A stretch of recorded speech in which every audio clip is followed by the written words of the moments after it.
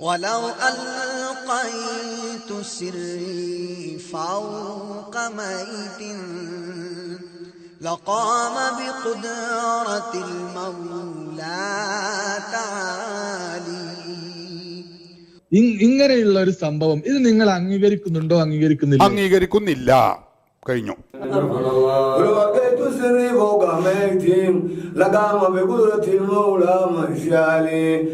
ഇങ്ങനെയുള്ള ഒരു സംഭവം ഇത് നിങ്ങൾ അംഗീകരിക്കുന്നുണ്ടോ? അംഗീകരിക്കുന്നില്ല.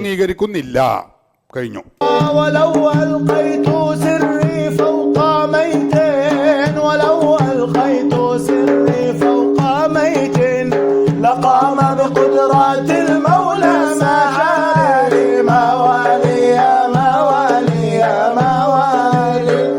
ഇങ്ങനെയുള്ള ഒരു സംഭവം ഇത് നിങ്ങൾ അംഗീകരിക്കുന്നുണ്ടോ? അംഗീകരിക്കുന്നില്ല. കഴിഞ്ഞു.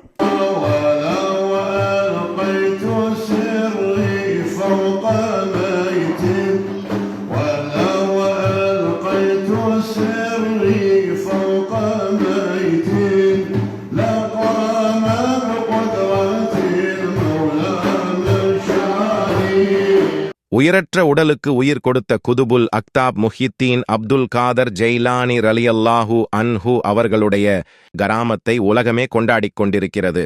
ஆனால் இந்த வழிகெட்ட எஸ்எஸ்எஃப் இயக்கத்தை சார்ந்தவர்கள் ஏற்றுக்கொள்ள மறுக்கிறார்கள். எங்களது அருமை தலைவர்கள் இங்கே மலையாளத்தில் உரையாற்றிய உரைகளை உங்கள் முன்னால் சமர்ப்பிக்கிறோம். இந்த 50வது ஆண்டில் எஸ்எஸ்எஃப் செய்த சாதனைகள் என்னவென்றால், 50 வருடங்களாக நீங்கள் கிழித்த சாதனைகள் என்ன என்று நாங்களே படம் பிடித்து காட்டுகிறோம். பாருங்கள், கேரளாவில் ஓரிடத்தில் கேள்வி பதில் நிகழ்ச்சியில் பொதுமக்களில் ஒருவர் வழிகெட்ட எஸ்எஸ்எஃப் இயக்கத் தலைவர்களில் முக்கிய புள்ளி அளவிட்டக்காப்பியிடம் குத்துபுல் அக்தாப் முஹ்யித்தீன் அப்துல் காதிர் ஜீலானி ரலியல்லாஹு தாலா அன்ஹு அவர்கள் தனது முரீதின் உயிரை மலக்குல் மவுத்து வானவரிடமிருந்து திரும்ப பெற்றுக் கொடுத்த கராமத்தை பற்றி கேள்வி கேட்டார். இப்படி ஒரு கேள்வி சபைக்கு வரும்போது இந்த வழிகெட்ட எஸ்எஸ்எஃப் கூட்டம் உண்மையிலேயே அஹ்லுஸ் சுன்னாவாக இருந்திருந்தால் என்ன சொல்லியிருக்க வேண்டும்? அஹ்லுஸ் சுன்னதி வல் ஜமாத்தின் ஹக்கான கொள்கைப்படி அல்லாஹ் தான் நாடியவர்களுக்கு தான் நாடிய ஆற்றல்களை அளவின்றி வழங்குவான். அப்படித்தான் இறந்து போனவர்களுக்கு உயிர் கொடுக்கக்கூடிய சக்தியை அல்லாஹ் ஈசா நபிக்கு வழங்கியதை குரானிலேயே குறிப்பிடுகிறான். அதேபோன்று தன் நபிமார்களுக்கும் அவுலியாக்களுக்கும் வழங்குவான் என்றல்லவா சொல்லி இருக்க வேண்டும். ஆனால் அவ்வாறு சொல்லவும் இல்லை, சொல்லவும் மாட்டார்கள். காரணம் எஸ்எஸ்எஃப் உடைய கொள்கைதான் வஹாபிசமாயிற்றே. அதே நேரம் காசு தரக்கூடிய இந்த வழிகெட்ட எஸ்எஸ்எஃப்ஐ நம்பும் சில அப்பாவி சுன்னத்வல் ஜமாத்தினரிடமும் மாட்டிக்கொள்ளக் கூடாது என்பதை உணர்ந்து ஒரு நயவஞ்சகத்தனமான குதந்திர பதிலை கையாளுகிறார். அதாவது, அந்த கராமத் நாம் பாடி வரக்கூடிய மாலையில் இல்லை. நீங்கள் ஏதோ ஒரு கிதாபில் இருக்கிறது என்று சொல்கிறீர்கள். அதில் இருக்கிறதா இல்லையா என்று எனக்கு தெரியாது.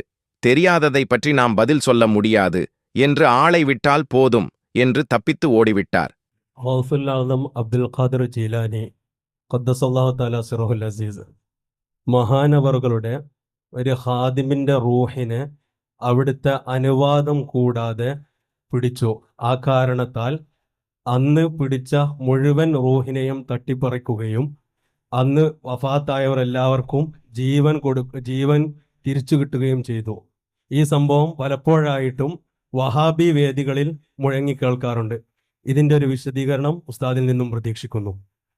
ഒന്നാമത്തെ ചോദ്യം, മുഹയ്യദ്ദീൻ ഷെയ്ഖുമായി ബന്ധപ്പെട്ട് മുഹയ്യദ്ദീൻ മാലയിൽ ഉണ്ട് എന്ന് സാധാരണ മുജാഹിദുകൾ പറയാറുണ്ട് എന്ന പേരിലുള്ള ഒരു ചോദ്യമാണ്.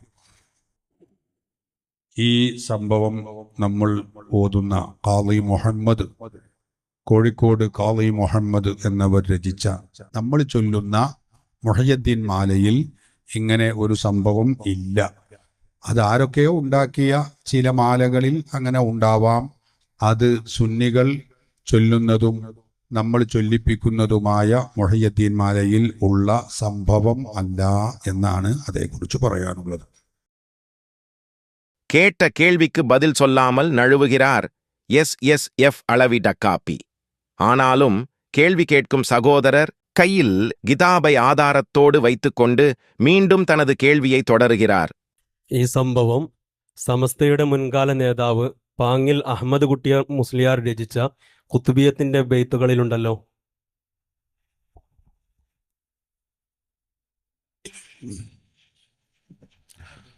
ഖാദി മുഹമ്മദ് എന്ന് പറയുന്ന മഹാൻ രചിച്ച നമ്മുടെ മുഹയ്യദ്ദീൻ മാലയിൽ അത് പറഞ്ഞിട്ടില്ല. മറ്റ് പല ചരിത്രകാരന്മാരും അല്ലെങ്കിൽ പല മാലകളിലും മുഹയ്യദ്ദീൻ മാല എന്ന പേരിൽ അറിയപ്പെടുന്ന പല മാലകളിലും അതുണ്ട്. ബഹുമാനപ്പെട്ട പാങ്ങിൽ അഹമ്മദ് കുട്ടി മുസ്ലിയാരുടെ അങ്ങനെ ഒരു മാലയിൽ ഉണ്ടോ എന്ന് എനിക്കറിയില്ല, ഞാൻ കണ്ടിട്ടും ഇല്ല, കാണാതെ അതേക്കുറിച്ച് പറയാൻ കഴിയില്ല.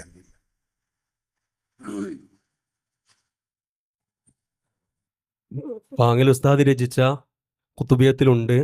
അതിന്റെ പകർപ്പ് വേണമെങ്കിൽ എൻ്റെ അടുത്തുണ്ട്.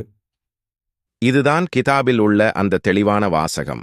கேள்வி கேட்கும் நபர் கையில் கிதாபுடன் வந்திருப்பதை அறிந்தவுடன் அடுத்த கேள்வி கேட்பதற்கான வாய்ப்பு அங்கே அவருக்கு மறுக்கப்படுகிறது. ஆனால் உண்மையை மறைக்க முடியாது, ஒரு நாளும் மறுக்க முடியாது. இதே கேள்வியை வேறொரு மேடையில் அவரிடம் கேட்கிறார்கள்.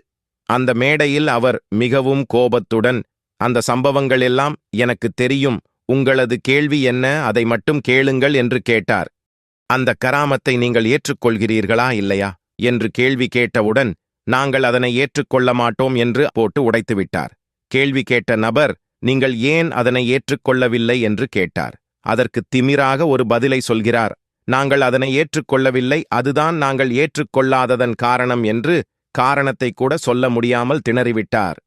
അസ്രായേലിനോട് അവസാനം കൊട്ട തട്ടി അപ്പൊ റൂഹ് പോയി, അതല്ലേ ആ റൂഹ് പോയി, കൊട്ട തട്ടി റൂഹ് പോയി. ഇനി പറയ്.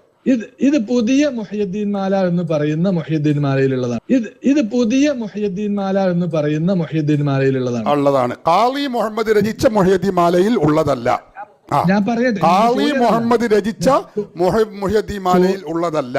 അതാണ് ഞാൻ പറഞ്ഞിട്ടില്ല ഖാദി മുഹമ്മദ് രചിച്ചിട്ടുണ്ട്. ഞാൻ പറഞ്ഞു ഇവിടുത്തെ മുഖാമുഖത്തിൽ ഖാദി മുഹമ്മദ് രചിച്ച മുഖാമുഖത്തെ കുറിച്ചാണ് നമ്മുടെ ചർച്ച. അതിനാ ഞാൻ ആമുഖം പറയണത്. എന്റെ ചോദ്യം തീർന്നിട്ടില്ല. എന്ത് ചോദ്യമായാലും അതൊക്കെ അതിന്റെ പുറത്തു പോയി. ഓക്കെ, ഇങ്ങനെയുള്ള ഒരു സംഭവം ഇത് നിങ്ങൾ അംഗീകരിക്കുന്നുണ്ടോ? അംഗീകരിക്കുന്നില്ല. കഴിഞ്ഞു. കാരണം അത് ഞങ്ങൾ അംഗീകരിക്കാത്തതുകൊണ്ട് തന്നെ എന്താ അതിൽ പറയാനുള്ളത്? இந்த கராமத்தை பற்றி பேரோடு அப்துர் ரஹ்மான் டக்காப்பி ஒரு மேடையில் சொல்கிறார். அது ஏதோ ஒரு தமிழன் கோர்வை செய்ததாகும். இதையெல்லாம் நாம் எப்படி ஆதாரமாக எடுத்துக்கொள்ள முடியும் என்று சொல்லி முடித்து விட்டார். ആളുകളും പല പാട്ടുകളും ഉണ്ടാക്കിയിട്ടുണ്ട്. അവരെ പാട്ടുകളിൽ ഒരുപാട് അബദ്ധങ്ങളും ഉണ്ട്. അക്കൂട്ടത്തിൽ ഏതോ ഒരു തമിളൻ മാല ഉണ്ടാക്കി. ആ മാലയിൽ ഇങ്ങനെയുണ്ട്. അത് നമ്മളും ആ മാലയും തമ്മിൽ ഒരു ബന്ധവും ഇല്ല. நம்முடைய முன்னோர்கள் நாதாக்கள் பலரும் இந்த கராமத்தை தங்களுடைய கிரந்தங்களில் பதிவு செய்திருக்கிறார்கள். ஆனால் இந்த SSF பேரோடு அவர்களையெல்லாம் கொச்சைப்படுத்துவது போல் ஏதோ ஒரு தமிழன் என்று கண்ணியமில்லாத வார்த்தையை பயன்படுத்துவதை நாம் ஒருபோதும் பொறுத்துக் கொள்ள முடியாது. SSF நமக்கு சரியான வழியை காட்டிக் கொண்டிருக்கிறது. அற்புதமான பாதையில் மக்களை கொண்டு வந்து சேர்ப்பதற்காக SSF ஆங்காங்கு இணையுங்கள்.